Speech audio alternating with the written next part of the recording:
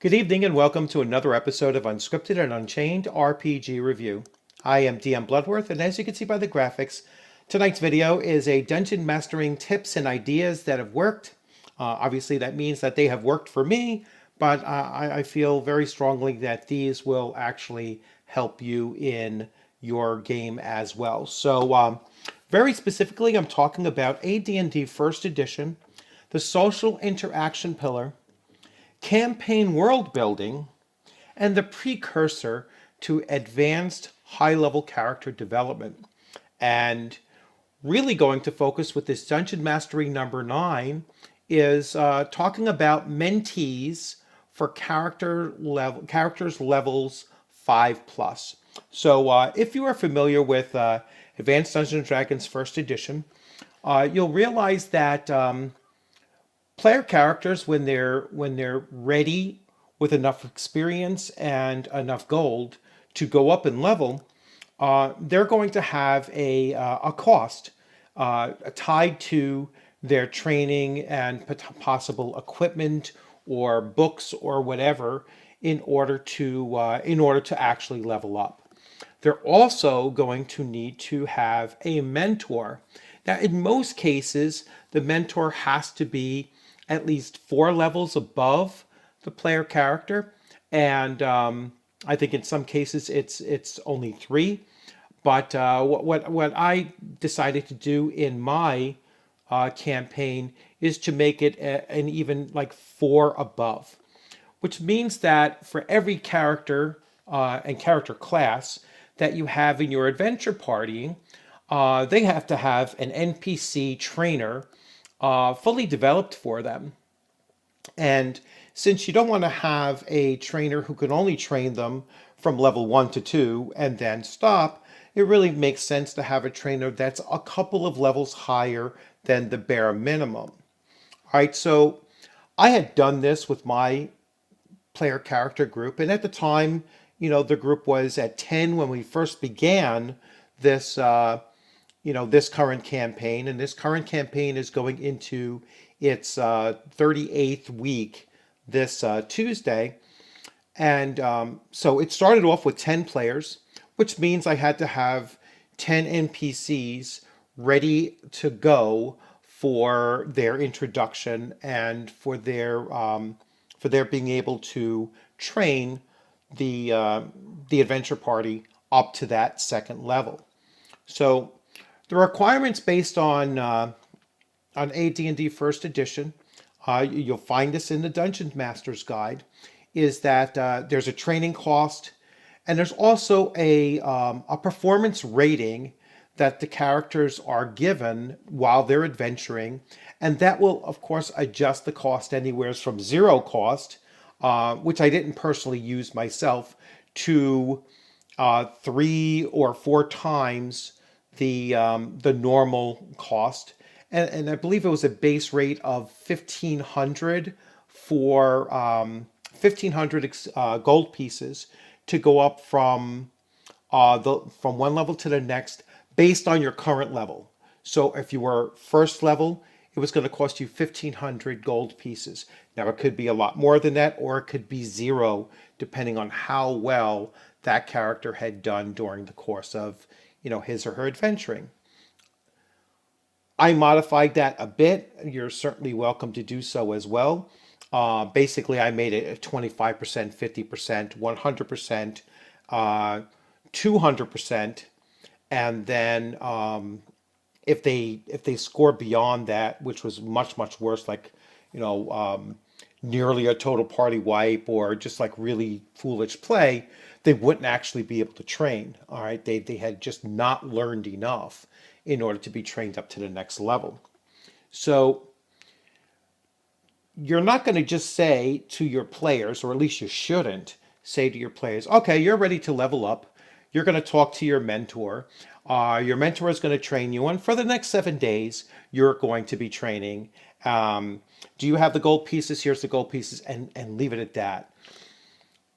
The mentor should have some kind of personality and such, and that's where Advanced Dungeons and Dragons, between the two core rule books, So the Dungeon Master's Guide and the Player's Handbook actually support the development of meaningful NPCs. These are going to be named NPCs. These are going to be NPCs that the player is going to interact with on a fairly regular basis. All right. And they are also, as a party, going to start to, potentially meet the trainers of the rest of the party members as well. And so this is not just potentially a one-to-one interaction between one character and his or her mentee, a mentor, but they may know the mentor of several of the other characters in the group as well. And so, I ended up creating something like 30 named both trainers and other contacts throughout the very first town that the players started off in their campaign. And it really served me well to have that much social interaction and content in order to really set the tone for the entire campaign and bring my group of players, into the understanding that when they're in town, they have a number of things that they need to do during that quote unquote downtime, which I really don't consider it downtime. We've actually held several sessions where it was just their interactions within that town, whether it be for training, purchasing equipment, finding new details about information or things that they've learned along the way. All three pillars, right? So their exploration is learning ideas and learning, how the things are going on in the world. Their human interaction or their social interaction is taking place between all of the NPCs that they have. And then obviously their adventuring is going to include some of that combat element as well as additional discoveries and interactions. So it all really does come together. Really want to emphasize this, that this is not something that has only just recently been discovered. I mean, we're going back to Advanced Dungeons and Dragons first edition. We're going back to 1979 at least. These ideas are already built in to Dungeons and Dragons. So it's not new. It was not introduced with Strixhaven in 2021. This social interaction has always been in place. Now, whether or not there's mechanics involved with it, I mean, in some cases, yes, you do have morale factors and loyalty rolls and things like that that you can utilize, or you could do what a lot of us old school dungeon masters did, and a lot of old school players did, was we just rely upon what the conversation between the character and their mentor, or the character and the shopkeeper or the blacksmith or the magistrate of the town that they're in, what that interaction sounded like, and would it be reasonable based on what the character said or how the character reacted and what they were asking of the NPC that they were dealing with, and would the NPC take in all of that information, and how would he or she react to what they were asking or saying? What demeanor is taking place? You don't need dice rolls for this. You're role playing it. All right. I really believe that if you create a dice mechanic around social interaction, you're actually inhibiting role playing to actually develop within your characters or within your players. The DM is not going to get accustomed to, well, if I want to keep on supporting the social interaction pillar, then I have to put some time into creating these NPCs.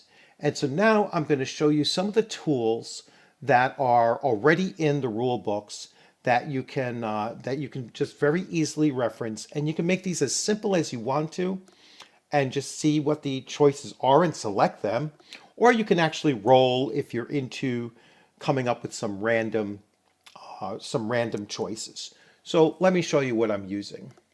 I'm going to shift views here, and we are going to go to, this is the player's handbook. Excuse me. So the player's handbook, and this is specifically page 40 in the player's handbook, 39. So in 39, it starts talking about hirelings. And these are some of the NPCs that you can really flesh out for your player party to interact with. And so they can hire alchemists or armors or bearers, blacksmiths, crossbowmen, engineers, link boys, men-at-arms, stewards, teamsters, and valets. And you can go through and, just see what they're really looking to do. The loyalty of hirings are quite similar to that of henchmen. So you can certainly use their charisma modifiers for that. Or again, like I said, that you can just make a judgment as a DM. How are they treating? And they give here the success of such hiring is entirely dependent on the availability of the type of desired henchman or hireling you're looking for, wage and bonus offers. All right, this is where that interaction takes place. And to some extent, the character's charisma. All right, and all of those become factors in whether or not they accept a job and how long they're willing to stay. What are some of the other demands that are going to be made upon them that might go outside of their very specific, job titles might entail. And with higher loyalty and higher pay, they'd be much more willing to do that kind of a thing. And you really do want to make this a very full interaction that's taking place. You will sometimes, in a very long campaign, spend entire sessions on just doing this kind of activity while maybe some of the other player characters are training. Excuse me. I'm getting over bronchitis. That's why I've been away for so long. But this is certainly going to help you in in building up that sense of the social interaction pillar. Henchmen are slightly different, especially in their function. And this really does come at somewhat of a higher level. And these are when they start becoming those devoted followers. So these are they're not necessarily hired straight up a money exchange. They're following the player characters within their respective character classes, and they're following them to as devotees. And so their loyalty is going to be a little bit more based on that personality, that social interaction that's taken place, and less on the fact that they're being paid. They are still being paid, but they're managed a very different way. And these guys or gals are going to be loyal based on shared domain, of character class, of alignment, of and personality, what they're kind of looking to, why they're following that individual character, and so character personality plays a big hand in this. So these are just two sections that you start to get into, here on page 39 of the Player's Handbook. Let's see what else we have here. No, so that's the main part of the Player's Handbook. So now what I'm going to do is I'm just switching back here for a moment, and because when I switch over to the other side, it will hopefully it'll shift over to the other view. So I am going to go back to here, and then it's a little bit of a back and forth. I want to make sure that we're getting the right thing showing. Yes, here we go. So now this is the Dungeon Master's page here, where it talks about non-player characters, and we're on page 100. So here, once you've determined, well, what is the player going to look to hire or attract as a hireling to their character. Now the DM is going to start taking a look at the NPC itself. And as I said, you can roll these, or you can roll out their stats if you wish. And I'll show you another supplement that will kind of do that for you. But they give you the adjustments based on the race of the character that you're creating. And then it talks about the maximum score of adjustment to ability dice rolls for the various different classes.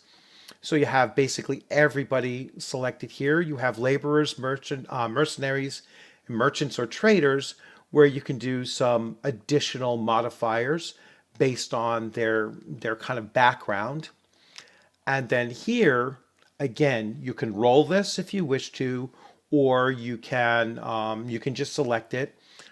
This is going to certainly be based on the locale that they're in.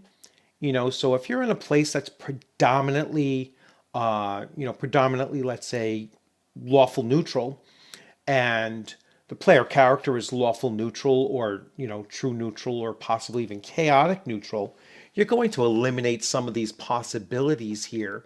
You might have a lawful good, or a lawful neutral, or possibly even a lawful evil character follow a lawful neutral character, but you're probably not going to have a chaotic of any kind following that same character. At the most, maybe a chaotic good if they see that is a good service that they could be doing, but you kind of want them to have pretty close. So again, rolling randomly on this might not work so well, but you can certainly give it a try. I would just select something off of here. Their possessions, you can do this random, and it just gives a little bit of background. Their appearance and age, you can put these sections in here. So is the henchman young to ancient, which would be kind of interesting.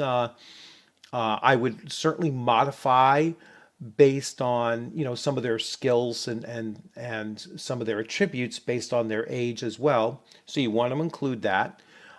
General, so are they dirty, clean, unkept, immaculate, rough, ragged, and so on. So just little things. Their sanity, if you wish to include this kind of a thing, you can do this as well. Again, these traits aren't going to become readily apparent to the player character until they've interacted with them, and sometimes for some time. And so again, you're further supporting that social interaction taking place as often as you can when the player character is in town. Or if the player character is taking some of these henchmen with them, then that evolution of the relationship will take place much faster. The traits table, you have general tendencies. This gets to their motives, which are very, very important. And you can see there's a lot of different ways of rolling these. So you have general tendencies of D12s or a D6. So you would roll a D12, and then if it's a 1, 2, or 3, you're going on 1 through 12. And if it's a 4, 5, or 6, you're going to go from 13 to 24. That's how that kind of works. Here you're doing the same thing with D8 and D8 for their personalities. So if you roll a 1 through 5, it's going to be average. A 6 or 7, it's going to be extroverted. And on an 8, introverted. And again, you can add as many of these as you wish. Eliminate others that you don't, or include some of your own little things that aren't included on here that you think will add more personality to the NPC. Now they go in through the various facts that you should know about each of the NPCs. So what's their alignment, their appearance, their age, their possessions, their general traits, and it goes through and it gives you some idea about their position, disposition, I'm sorry, nature, bravery, intellect. This is where you find their height and weight charts, random languages that they may know, and so forth. So there's tons of detail that you can dig into here. Now, this is on the DM's level. So once the players tell you that they're going to look for a henchman of some kind with some specific skills, then you're going to do all of this work on the side to prepare for that introduction, so that the player and this character can meet and then start talking with one another. So again, we have to do that little musical chairs of switching back and forth between the two,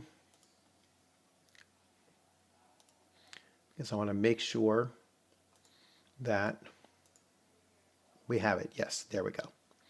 So that other supplement that I mentioned was that there was a supplement put out by TSR, written by Brian Bloom and David Cook and Gene Wells, 1980. So again, this is going way, way back, to the very beginnings of, the first 2 years of Advanced Dungeons and Dragons.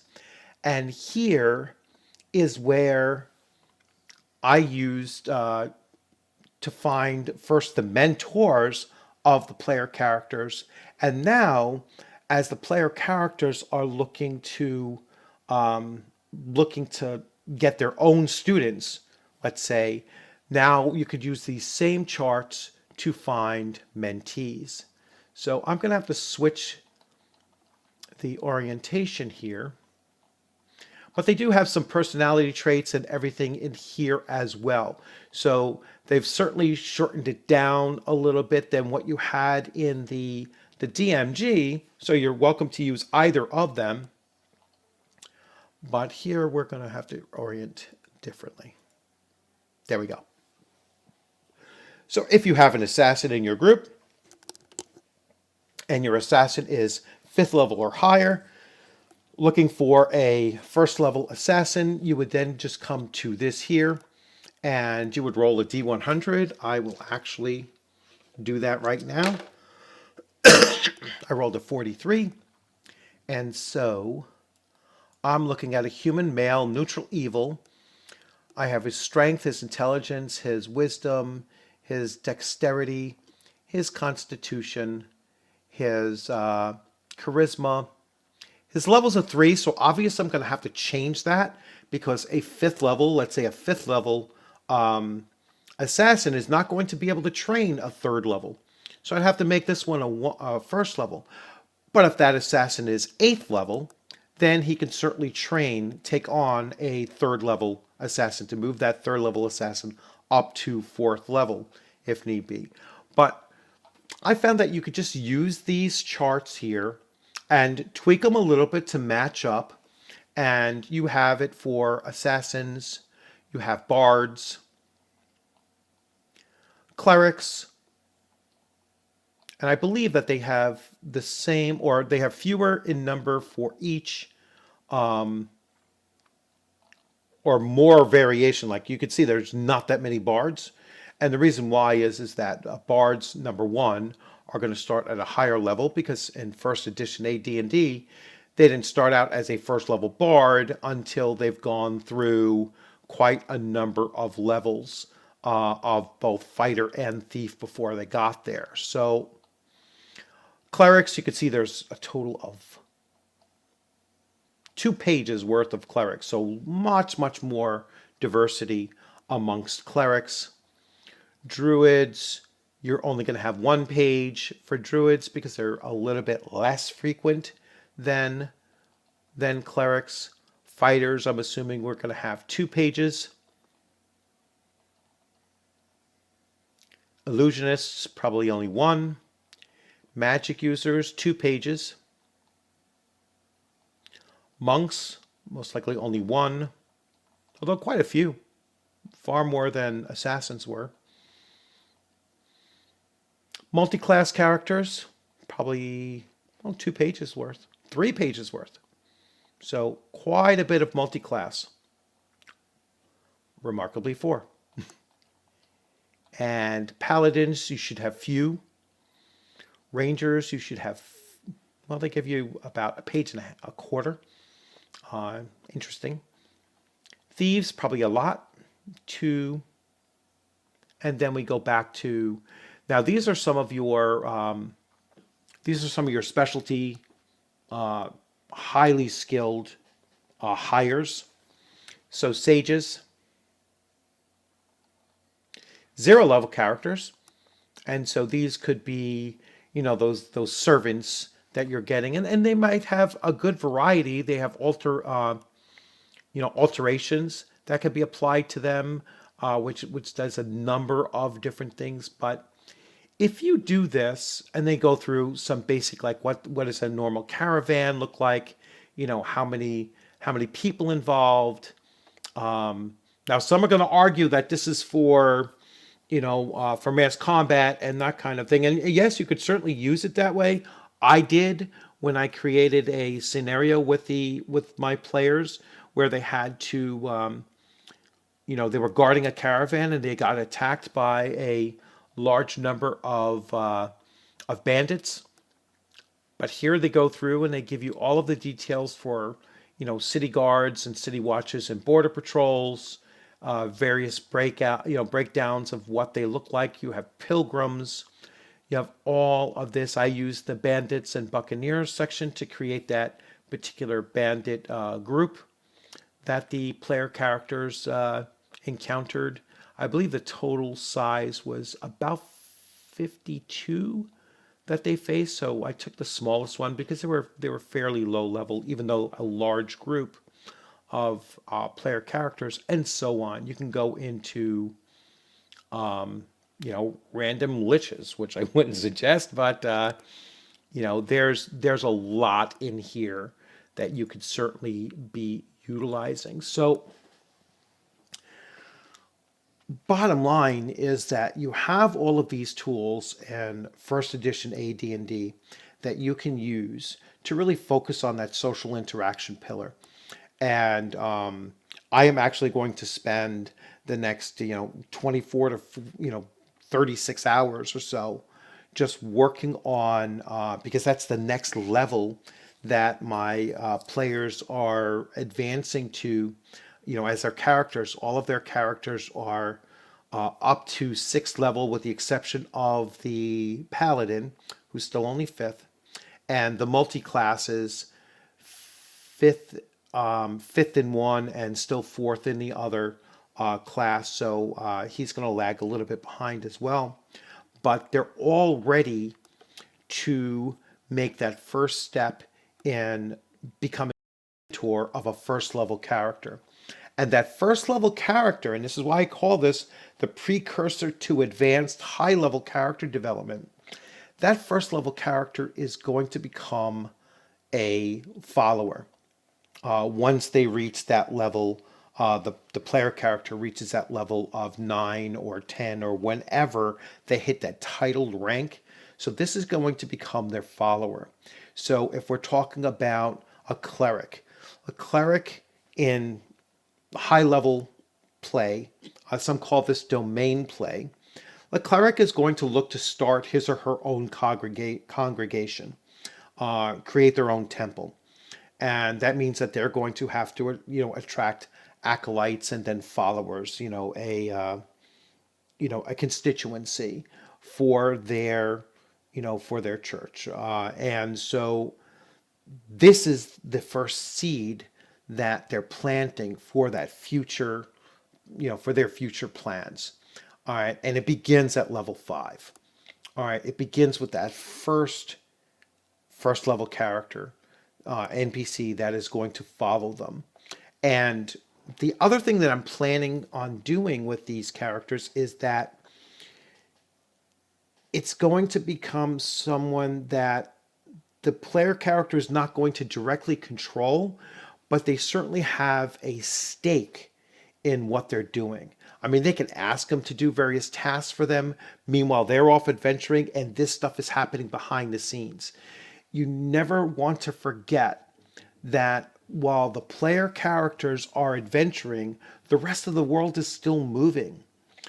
They can set these things up. They can set up these little machinations of running errands or making contacts, searching out some evidence or some details of something that they sort of discovered, and say, hey, go to the library in this town and see what you can find about what I'm doing here. And these are the true functions of these named NPCs, is they become part of the world that is revolving around the player character party.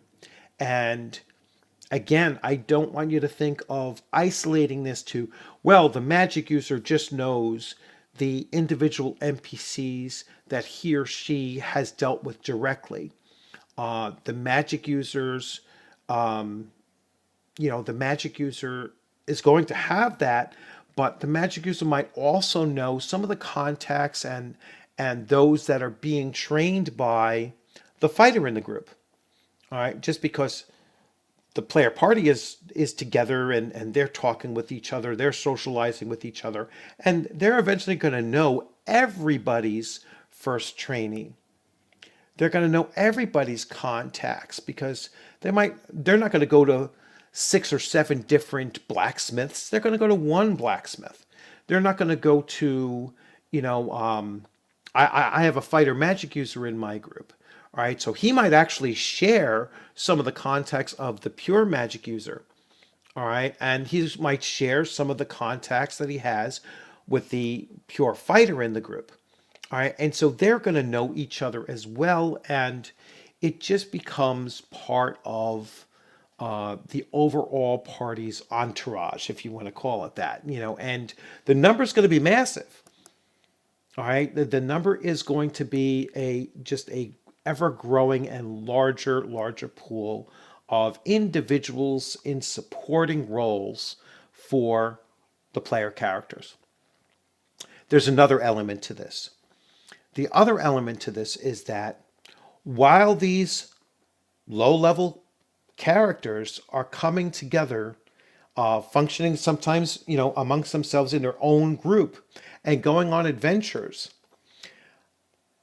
their adventures are going to have consequences that are going to come back to the primary player characters in your group. Maybe one of them gets killed, and now the primary group wants to get involved with what happened here.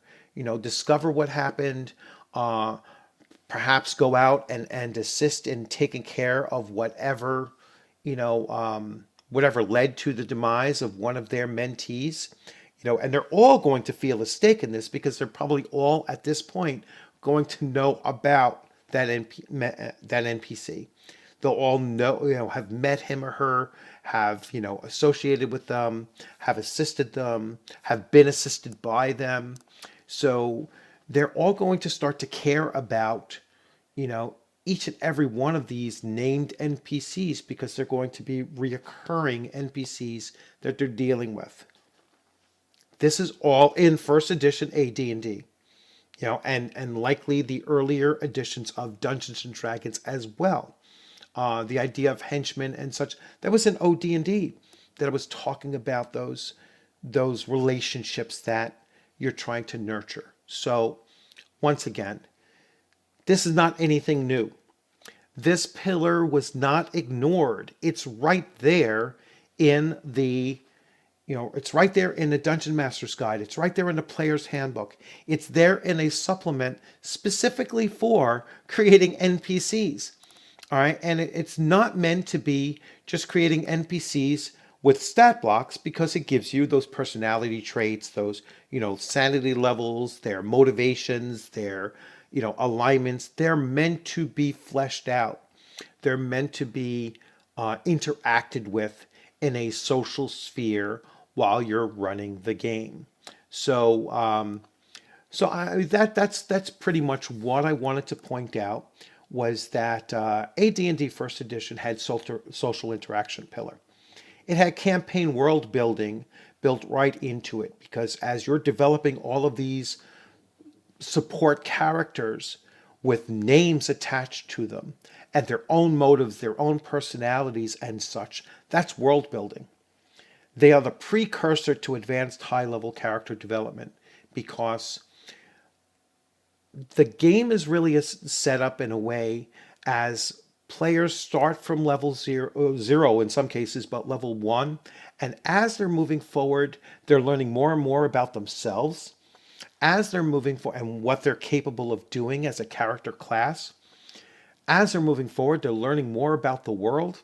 And as they're moving forward, they're learning more about what the demands of high-level play are going to be placed on them, and they need to start preparing for this.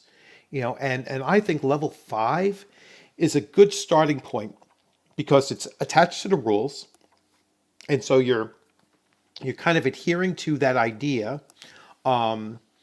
It's also attached to the experience that they most likely had. First level character is not going to have the means, the treasure means of not only training themselves right away, but also being able to hire all of these hirelings on top of that. I found during my campaign, there were a number of instances where various characters in the group were experience rich, but coin poor. So they had more than enough experience to go up the next level, but they didn't have enough gold to pay for it. In other cases, they had both the experience and the gold on hand at the time, but they weren't in the location where they can get the 1 week's worth of training in order to actually do it. They were still out there in the wilderness or in a dungeon or whatever. They just weren't in town in contact with their mentor. Excuse me. So these are all the moving parts that you as a DM have going on in the background, and you're slowly bringing this together with the player character's consciousness of these individuals, and you're looking to develop these relationships as they go along, and you're going to be hitting that that real desired space when every player character in the group is caring about the mentees of every one of their fellow party members, their students, the people that they're working with. And they might actually call upon the others to give them support along the way. So you are creating a huge support system around the player characters. And again, very, very important for you to do it. It is all there in first edition AD&D. And if you haven't been utilizing it, just start slow, as I described. Make sure that you tell your player characters, or your players, I should say, when they're starting a campaign, that this is really an objective of yours as a DM, is that you want to help them prepare for high-level character development. You want them to really look to hit upon all 3 pillars as often as possible. And when they're in town, tell them this is the expectation, that you are going to have to, become comfortable with and interact socially with NPCs. And we're not going to settle things with dice rolls in every case. We're going to just talk this out. And, if a player let's say a player is not as charismatic as their character. Let's put it, or not as wise as the character or whatever.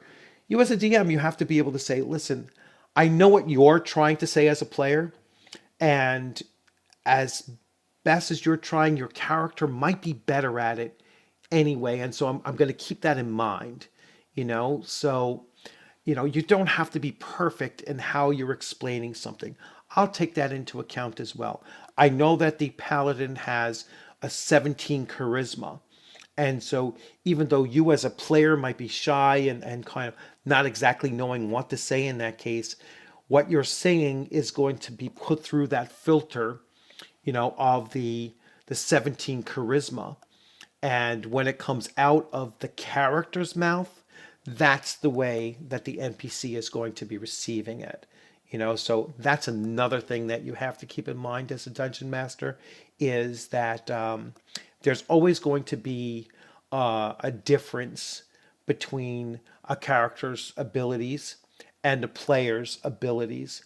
And you always default to the you always default when you can to the greater of the two.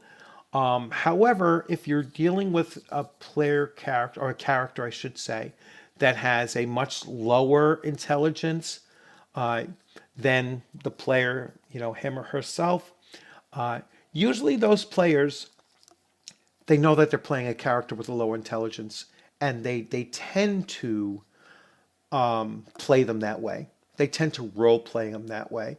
And so, so that's another thing that keeps in mind. They will, you want to encourage them to role play and to talk as their character, not as themselves, through the character, so that's another element to keep in mind. It's another form of social interaction, because now you're having a social interaction between the DM and the player. And we are discussing, what some of the best ways to make this as immersive as possible. And immersive as possible means that you're thinking as your character. You're acting as your character as often as possible. I'm not talking about using accents or voices or anything like that. You are talking with the voice of your character, with the knowledge base of your character. And that is how NPCs are going to receive that interaction as well. So once again, I hope you enjoyed this video. If you liked it, please give it a thumbs up. If you have any questions or comments, please leave those in the comments section. If you haven't subscribed, please consider subscribing. The channel is really close to a new benchmark. I know it just hit 2,000 today. I usually like to wait until it goes a little bit over that, because it does have a kind of an ebb and flow of a couple subscribers. But I will come back on once this has, about 2005 or so, and make that real announcement. So I really appreciate those of you that have subscribed so far. If you haven't done so, please consider doing so. And again, any questions about what I talked about here in this video, please feel free to leave, questions and comments there. If you want to have any additional details about, well, where else in the player's handbook, or the Dungeon Master's Guide does it deal with these kinds of things, or that Rogues Gallery, which is really, really, a nice find to get your hands on. You can still find that on, eBay or some other sites. It's around like $20 to $30 or so. So you can get your hands on it. Sometimes you find some bargains with these older editions, and it's always great to have the originals, which I do. I have the originals of everything that I've shown you here, and so that's really cool too. And you can always find the PDFs online. Just takes a little bit of searching around. You can find the PDFs. So I'm a big supporter of buying the original and then finding the PDF. And that way you can do presentations like this, or as I just did here as well. So again, thanks for joining. Enjoy the rest of your weekend. If you're celebrating the holidays, happy holidays to you, whichever one of the 3 or 4 that I've heard of going on. If you're not celebrating the holidays, enjoy your weekend. Many of us have tomorrow off as well because of the, holidays here in the United States. So enjoy your, potentially 3 or 4 day weekend, and just keep on gaming out there. I look forward to seeing you on the gaming screen sometime soon. Have a great evening.